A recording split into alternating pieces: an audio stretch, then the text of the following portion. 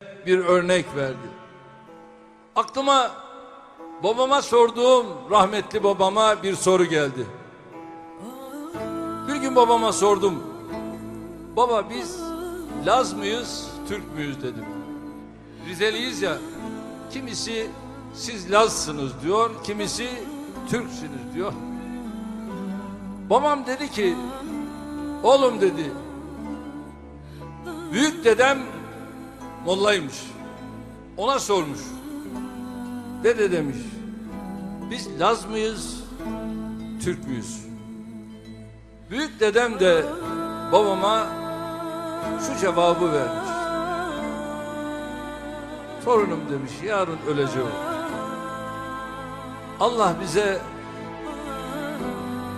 men Rabbuke ve men nebiyyuke ve ma dinüke sorularını soracak. Ve ma kavmüke diye bir soru sormayacak.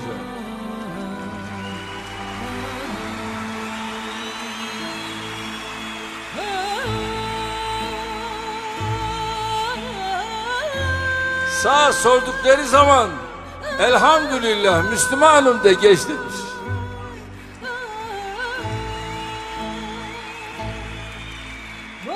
Kardeşlerim, şu anda iki tehlike değil, üç tehlikeyle karşı karşıyayız. Bir, mezhepçilik. İki, ırkçılık.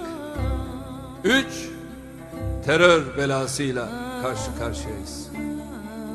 İşte biliyorsunuz bu hafta boyunca biz ne Şia ne Sünni böyle bir din tanımıyoruz.